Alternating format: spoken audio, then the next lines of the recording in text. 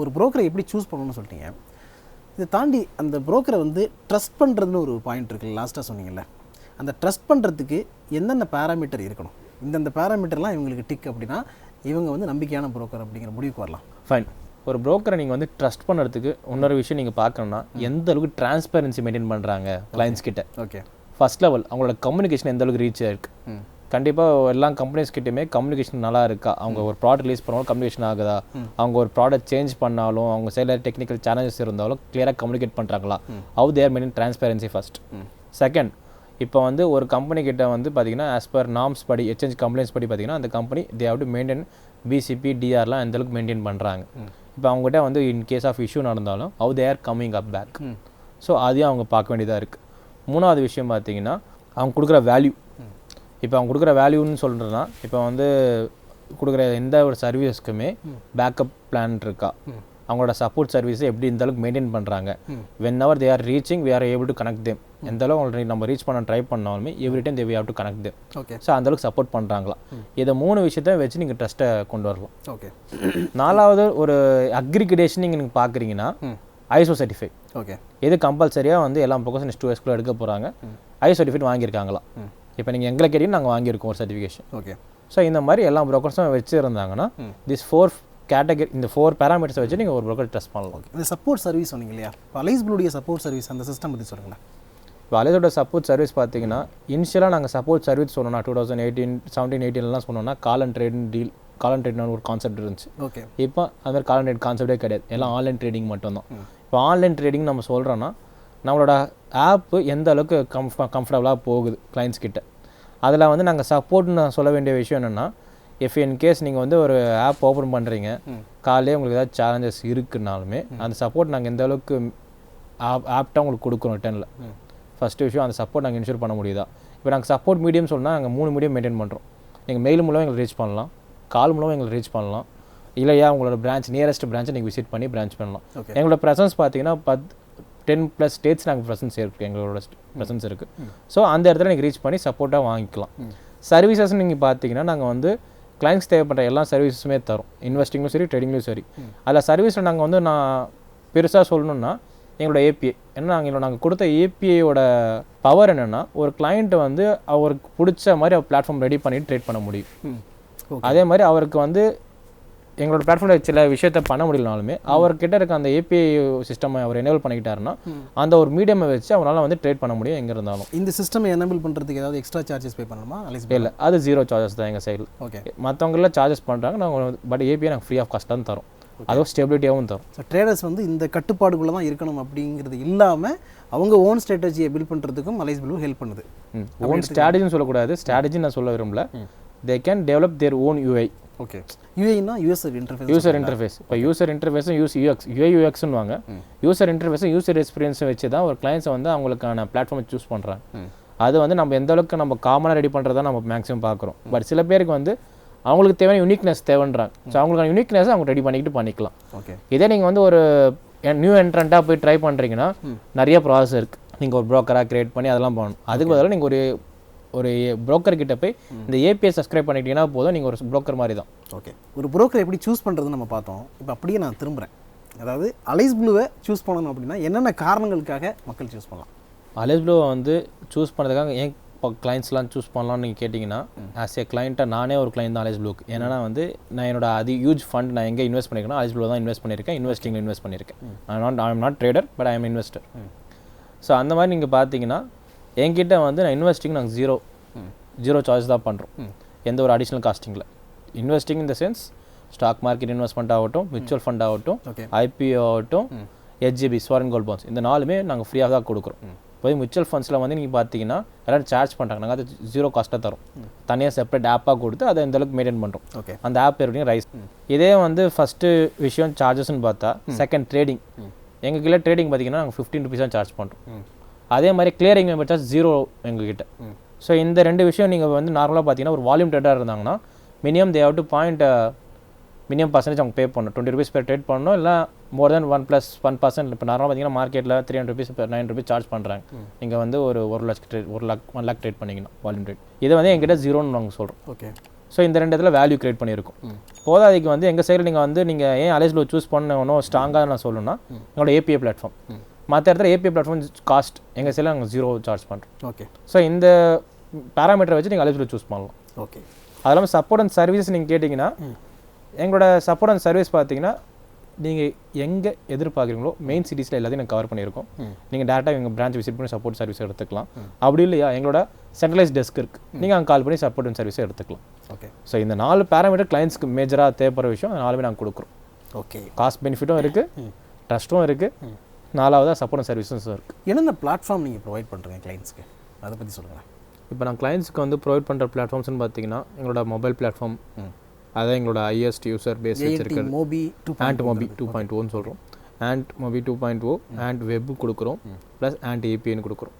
இது 3 பார்த்தீங்கன்னா ட்ரேடிங்காக, ட்ரேடிங் வந்து இன்வெஸ்டிங்காக ஸ்டாக் மார்க்கெட்டில். இது 3 டிஃப்ரென்ஷியேஷன் பார்த்தீங்கன்னா மொபைல் ஆப் ஒன்று வெப் ஆப், ஒன்று வந்து ஏபிஐ. ஏபிஐ பார்த்தீங்கன்னா it's kind of medium where the peoples can connect. எந்த பீப்புள்ஸ் வந்து எங்கே வேணால் அதை இன்டர்கனெக்ட் பண்ணிவிட்டு அவங்க யூஸ் பண்ணிக்கலாம். ட்ரேடிங் டெஸ்க்டாப்லையும் பண்ணிக்கலாம், மொபைல்லையும் பண்ணிக்கலாம். டெஸ்க்டாப் மொபைல்லே அது வெப் ப்ராடக்டாகவும் கிரியேட் பண்ணிக்கலாம். Okay. Any medium they can maintain it. Mobile and web app பார்த்தீங்கன்னா காமன் யூசர் இன்டர்ஃபேஸ். இது ரெண்டுத்துலையும் பார்த்தீங்கன்னா என்ன பெனிஃபிட்னு சொன்னீங்கன்னா, இப்போ நீங்கள் வந்து ஒரு ட்ரேடராக இருக்கீங்க, நீங்கள் நிறைய அனலைஸ்லாம் பண்ண மாட்டீங்க, but you know the calls எங்கே நீங்கள் புட்டு எங்கே செல் எடுக்கணும் எங்கே கால் எடுக்கணும்னு எனக்கு தெரியும்னா நீங்கள் டேரெக்டாக போய் சிம்பிள் யூசர் இன்டர்ஃபேஸ் வச்சு நீங்கள் ட்ரேட் பண்ணிக்கலாம். ஓகே. மொபைல் ஆப் ஹேண்டியாக இருக்கும் உங்களுக்கு. அதே நீங்கள் வந்து வெப் ஆப்னு பார்த்தீங்கன்னா completely for analyse and trade concept. நீங்கள் ஒரு ட்ரேட் பண்ணதுக்கு முன்னாடி நீங்கள் கம்ப்ளீட்டாக அனலைஸ் பண்ணுறீங்கன்னா web app is best one. நீங்கள் கம்ப்ளீட்டாக ஒரு டீட்டெயிலாக ட்ரேடிங் சார்ட்ஸை வச்சு பார்த்துட்டு அதுக்கப்புறம் உங்கள் ட்ரேட் டிசிஷனை நீங்கள் எடுக்கலாம். ஓகே. அப்படி சார்ட்ஸ் வச்சு நீங்கள் பண்ணுறதுக்கு ஏன் வெப் இன்டர்ஃபேஸ் பெட்டர் நான் சொல்கிறேன்னா, ஒரு சில பேர்லாம் பார்த்தீங்கன்னா நிறையா இண்டிகேட்டர்ஸ் யூஸ் பண்ணி ஸ்ட்ராட்டஜி கிரியேட் பண்ணிவிட்டு அதை வச்சு தான் ட்ரேட் பண்ணுவாங்க. ஸோ அவங்க வந்து மொபைலில் பார்த்தீங்கன்னா அந்தளவுக்கு வந்து கன்வீனியண்ட்டாக இருக்காது. மொபைலில் வந்து ஒரு சார்ட் நீங்கள் ஒரு புல்லிஷும் ஒரு ரெடிஷும் நீங்கள் பியரிஷும் பார்க்குறீங்கன்னா அந்த இடத்துல வந்து உங்களுக்கு வந்து டிஃப்ரென்ஷன் அந்தளவுக்கு தெரியாது. ஆனால் வெப்பில் உங்களுக்கு அந்தளவுக்கு கிளியராக தெரியும். ஸோ அதனால் வந்து நீங்கள் சார்ட் பேஸ்ட் ட்ரேடிங் பண்ணுற ஆளாக இருந்தீங்கன்னா web app is a best. Okay. If you trader you can use a web app. If you are நீங்கள் வந்து ஒரு ஆண்டியாக நீங்கள் உங்களோட டிசிஷன் டேரெக்டாகவே எடுத்துருவீங்க வித் அனலைசேஷன்னா நீங்கள் மொபைல் ஆப் யூஸ் பண்ணிக்கோங்க. ஏபிஐ இல்லை உங்களோட 2 இன்டர்ஃபேஸும் எங்களுக்கு தேவையில்லை, என்கிட்ட இருக்க இன்டர்ஃபேஸில் உங்களோட ஏபிஐ நீங்கள் கொடுத்து கன் பண்ணிப்பீங்கன்னா அதுவும் நீங்கள் கன் பண்ணிக்கலாம். ஓகே. இது 3 தான் டிஃப்ரென்ஸாக நான் கொடுக்குறோம். ஓகே. இந்த 3 பிளாட்ஃபார்ம்லேயும் நம்ம வந்து கமாடிட்டி பண்ண முடியும், எம்எஃப் பண்ண முடியும், ஃபியூச்சர் அண்ட் ஆப்ஷன்ஸ் பண்ண முடியும், ஈக்விட்டி எல்லாமே பண்ண முடியும். ஓகே. இப்போ இந்த 3 பிளாட்ஃபார்ம்லேயும் இன்ட்ராடேக்கு இது வந்து நல்லாயிருக்கும், இல்லைனா எஃப்என்டோக்கு இது நல்லாயிருக்கும் அப்படின்ற மாதிரி நான் எல்லாமே காமனாக கொடுத்துருக்கனால ஸ்பெசிஃபைடாக நாங்கள் பண்ணுறதில்ல. ஓகே. இதெல்லாம் வந்து நான் தெளிவாக சொல்லணும்னா, நீங்கள் இன்கேஸ் ஆண்ட் வெப்பை யூஸ் பண்ணுறீங்கன்னா for derivative trading and intraday ட்ரேடிங்க்கு பெட்டராக யூஸ் பண்ணலாம். ஓகே. இப்போ நார்மலாக நீங்கள் வந்து இன்வெஸ்ட் பண்ணுறீங்க இல்லைனா வந்து உங்களுக்கு வந்து வித்தவுட் அனலைஸ் பண்ணி மொபைல் ஆப்பை யூஸ் பண்ணிக்கோங்க. Okay. If you normal fresh trader beginner are else if you are like momentum trade தான் பண்ணுறீங்க, எந்த ஒரு ஸ்ட்ராட்டஜி நீங்கள் யூஸ் பண்ணணும்னா you can use mobile app. Okay. ஃபாஸ்ட்டாக நீங்கள் டிசைட் பண்ணிக்கலாம். இல்லை நான் அனலைஸ் பண்ணி பியூர் ட்ரேடர் பியூராக நான் அனலைஸ் வச்சு தான் நான் பண்ணுறேன்னா you have to use web app. இன்றைக்கி இருக்கிற பெரிய சேலஞ்சஸ் என்னென்னா, என்ன தான் வந்து நம்ம ரொம்ப அட்வான்ஸ்டாக ஒர்க் பண்ணிக்கிட்டு இருந்தாலும் நிறைய பிரச்சனைகளும் இருக்குது. அதாவது சைபர் செக்யூரிட்டி சைடில் நிறைய பிரச்சனைகளும் இருக்குது. ஸோ அதை எப்படி நீங்கள் வந்து ஹேண்டில் பண்ணுறீங்க? அந்த மாதிரி இஷ்யூஸ் எல்லாம் வந்திருக்கா, இல்லை வரவே வராது அப்படின்னு நாங்கள் வந்து ஒரு ப்ரொடெக்டட் என்வரான்மெண்ட்டை வந்து கிரியேட் பண்ணி வச்சுருக்கோம் அப்படின்னு ரொம்ப ஸ்ட்ராங்காக சொல்லுவீங்களா? சைபர் செக்யூரிட்டி சைபர் இன்சூரன்ஸ்னு பார்த்தீங்கன்னா ப்ரோக்கிங் ஃபீல்டில் அரௌண்ட் 2018 வர ஆரம்பிச்சிருச்சு. ஓகே.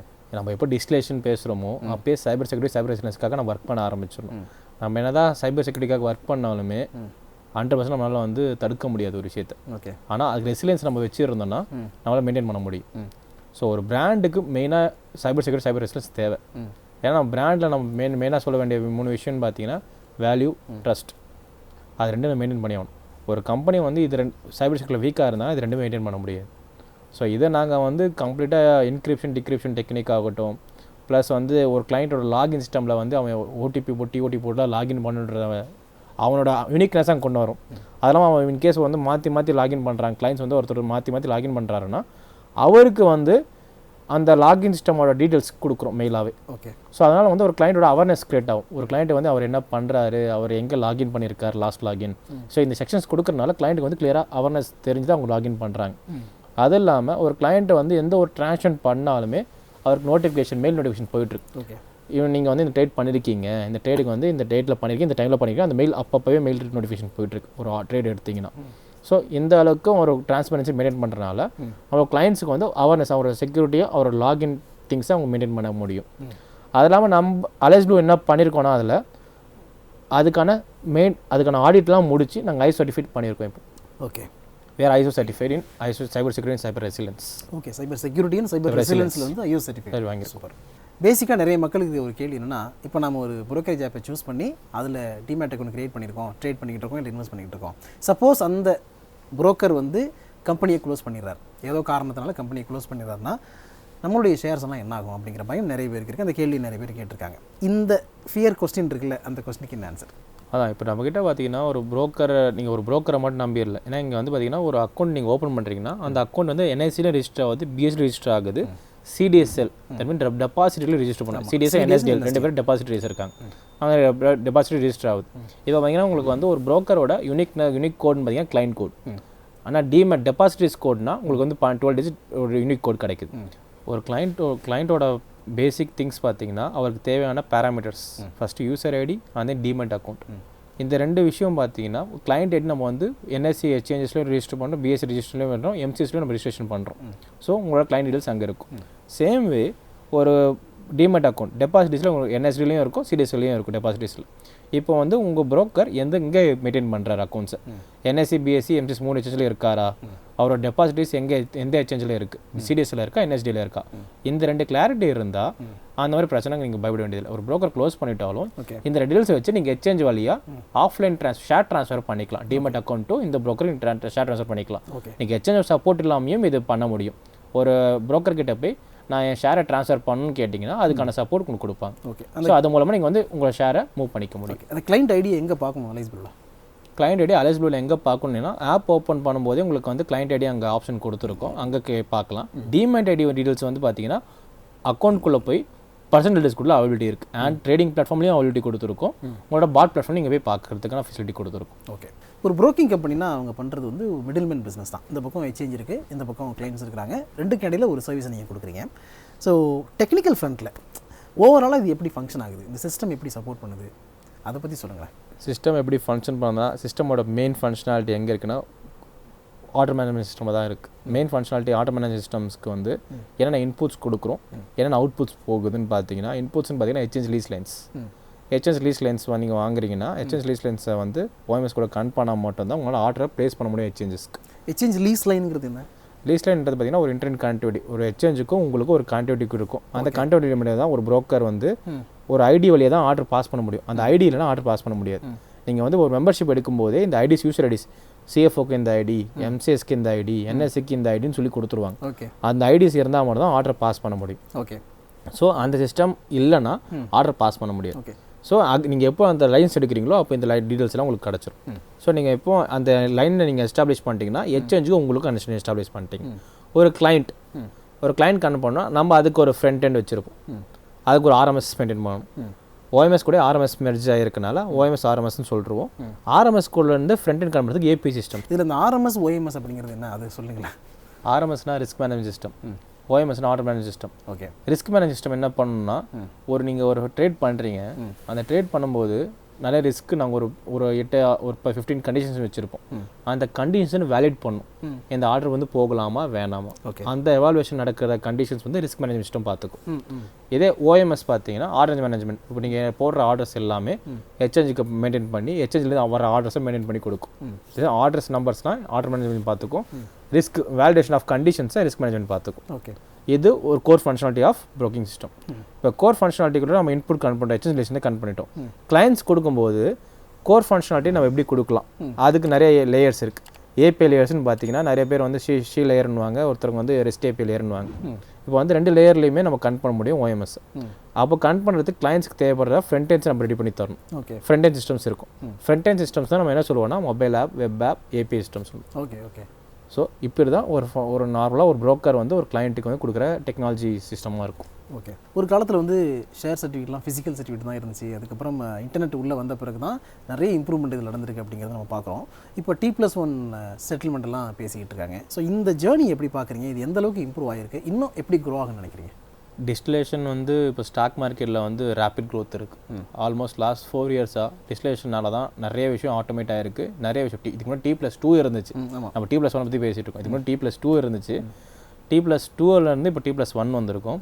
இதெல்லாம் பார்த்தீங்கன்னா சில இதெல்லாம் BTST இன்றைக்கி வாங்கி நீங்கள் நாளைக்கு செல் பண்ணி ட்ரேட் பண்ணி யூஸ் பண்ணிக்கலாம். ஸோ அந்த அளவுக்கு எவால்வ் ஆகிருக்கு. இப்போ என்னென்னா வந்து ஷேர் சர்டிஃபிகேட்ஸை வச்சு பண்ணுறதெல்லாம் வந்து அது ஒரு படமே வந்துச்சு. ஆமாம், அது கம்ப்ளீட்டாக வேறு. இப்போ ஷேர் சர்டிஃபிகேட்ஸ்னே ஒரு கான்செப்டே இல்லை. You have to be settlement தான், செட்டில்மெண்ட் நம்பர் வச்சு தான். நீங்கள் ஒரு செட்டில்மெண்ட் பண்ணுறீங்கன்னா நீங்கள் T+1 செட்டில்மெண்ட் உங்கள் ஸ்டாக் செட்டில் ஆகிடும். உங்கள் டிமாண்ட் அக்கௌண்ட்டில் ஸ்டாக் சேஃபாக இருக்குது.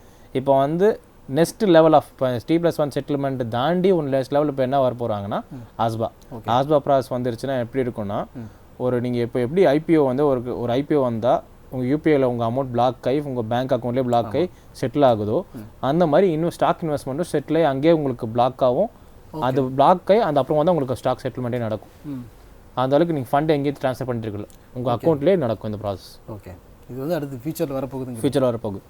ஒரு புரோக்கர் ஆப் எப்படி ஒர்க் ஆகுது, அது எந்த அளவுக்கு யூசர் ஃப்ரெண்ட்லியாக மாற்றுறதுக்கு பேக்கெண்டில் எவ்வளோ பேர் ஒர்க் பண்ணுறாங்க, அதுக்கு பின்னாடி இருக்கிற வேலை என்னன்னு சொல்லிட்டு நிறைய விஷயங்களை அலைஸ் ப்ளூ கம்பெனியுடைய CTO மிஸ்டர் நாகார்ஜுன் நம்ம கூட இவ்வளோ நேரம் ஷேர் பண்ணிகிட்டு இருந்தார்.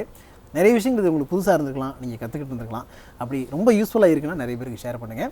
இவ்வளோ நேரம் எங்கள் ஸ்டுடியோவுக்கு வந்து அலைஸ் ப்ளூ பற்றியும் ப்ளஸ் அதில் ஒரு CTO அப்படிங்கிற டெசிக்னேஷன் நீங்கள் இருந்து என்னென்ன பண்ணிக்கிட்டு இருக்கீங்க, ப்ளஸ் ஓவராலாக இது எப்படி ஃபங்க்ஷன் ஆகுதுன்னு ஷேர் பண்ணிக்கிட்டீங்க. ரொம்ப ரொம்ப நன்றி. Thank you so much. தேங்க்ஸ்.